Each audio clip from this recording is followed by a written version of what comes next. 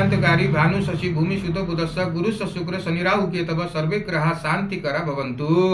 आज म कर्कट राशिको महिला जातकको भविष्यवाणी गर्दैछु। कर्कट राशिका महिला जातकहरू सौम्य, असल, ईमानदार, निस्वार्थी व्यक्तिका रूपमा रहेका हुन्छन्। यिनीहरू अत्यन्तै भावनात्मक, भावनामा बग्ने हुन्छन्। साहित्य, लेखन, कला प्रति अति नै रुचि रहेको हुन्छ।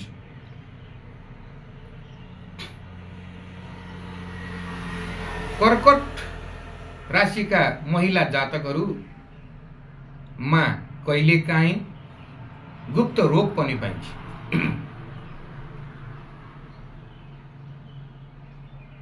समाजका दुखी व्यक्तिहरूप्रति यिनीहरू सदैव सहानुभूति राख्ने गर्दछन्। दया माया छिट्टै पलाइहाल्छ। परोपकारी स्वभावको कारणले गर्दाखेरि जीवनमा छोटो समयमा यिनीहरूले छिटोभन्दा छिटो उन्नति प्रगति गर्न सक्छन्। घर परिवारका व्यक्तिहरूलाई धेरै माया गर्छन्। जीवन साथीलाई, प्रेममा जीवन साथीलाई धेरै माया गर्छन् र बाह्य रूपबाट, बाहिरबाट यिनीहरूले माया ममता नपाए तापनि भित्री रूपबाट माया गरिदियोस्, होस्, मायालु भावना देखाइयोस् भन्ने यिनीहरूलाई मनमा चाहना लागेको हुन्छ। यस्ता प्रकारले कला र कुशलताका धनी, जीवनमा उत्तरोत्तर प्रगति गर्नु यिनीहरूको इच्छा रहेको हुन्छ। पढाइमा तिखर, एकदम तीक्ष्ण बुद्धि भएका व्यक्तिहरू कर्कट राशिका महिला जातकहरू मानिन्छ। धर्म कर्ममा यिनीहरूलाई धेरै विश्वास हुन्छ। धार्मिक व्यक्तित्वका रूपमा यिनीहरूले आफूलाई समाजमा स्थापित गरेका हुन्छन्।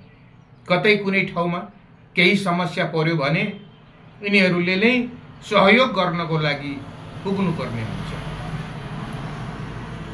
जीवनमा र प्रेममा यिनीहरू कसैलाई पनि धोका दिन सक्दैनन् र अरूबाट पनि धोका नहोस् भन्ने चाहना गरेका हुन्छन्।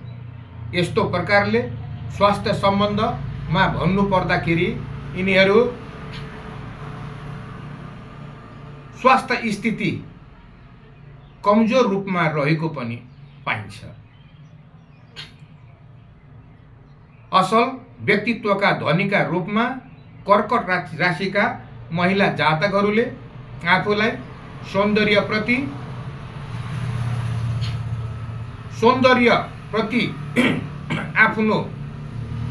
आफूलाई सजाएर, प्रकृति प्रेमी बनेर, प्रकृतिलाई ईश्वर मानेर, प्रकृतिलाई गुरु मानेर यिनीहरूले जीवनमा थुप्रै कार्यहरू पनि गर्ने गर्दछन् र यिनीहरूको जीवनको सबैभन्दा महत्त्वपूर्ण सोख वा इच्छा भनेको के हो भन्दाखेरि जग्गा जमिन किनेर प्रशस्त मात्रामा आफूले जीवनमा धेरै सम्पत्ति कमाउने र जग्गा जमिनहरू धेरै मात्रामा किन्ने रहेको पाइन्छ। यो मेरो सामान्य भविष्यवाणी मात्रै हो। अन्य कुराहरू तपाईहरूले बुझ्नु परेमा कुण्डलीको माध्यम मार्फतबाट तपाईहरूले शुभ र अशुभ ग्रहहरूको बारेमा स्पष्ट रूपमा प्रशस्त मात्रामा अन्य कुराहरू बुझ्न सक्नुहुनेछ। धन्यवाद।